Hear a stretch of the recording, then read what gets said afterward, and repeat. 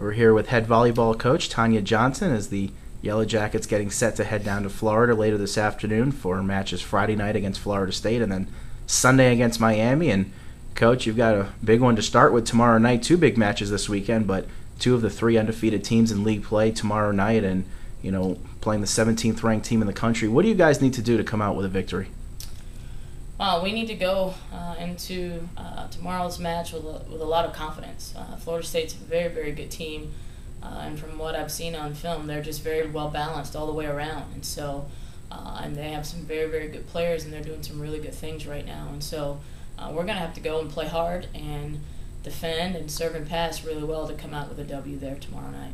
First conference road trip of the season, and this is one of the unique ones where you're going to drive down to Tallahassee, you play a match on Friday night, and then it's off to the airport and a flight across the state. What kind of does the team have to overcome to go through that? Sometimes you're playing two conference matches, but like when you go to North Carolina, it's just right there. There's no travel involved. To get back on a plane, and it's really almost like two separate road trips.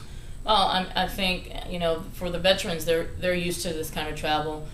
Knowing that when we play Florida State and Miami, that it's always split up to Friday, Sunday matches. And so we'll play Friday night and we'll fly out on Saturday morning out of Tallahassee to Miami and then play Miami on Sunday afternoon. So I think the people that aren't used to it are the freshmen, and they'll quickly get adjusted because we have another trip or two that's just like this coming up later on in the season. Now, you guys are coming off a big home sweep last weekend against NC State and UNC, and you mentioned that Sunday's match against North Carolina was the best complete team effort of the year. What made you say that? Well, I just felt like it was the first time that we'd played a match from beginning to end. And normally we come out like gangbusters in the first game and kind of lose ourselves halfway through the second game, and then after that 10-minute break, we struggle a little bit in the third game, and I just felt like we kept the pressure on North Carolina from beginning to end the entire match. Well, you're now 3 matches in the conference season. You've got 2 more this weekend and all ACC play from here on out.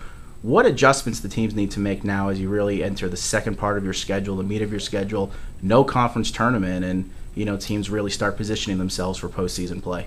Well, in this conference, you can't take a night off, and we're going to have to be prepared to play every night. And so our conference is pretty solid, and we're going to face some good competition along the way. And so in my mind, there are no easy matches coming up for us for the rest of the season, and we're going to have to do a great job of focusing in on who our opponent is and going out and playing some good volleyball.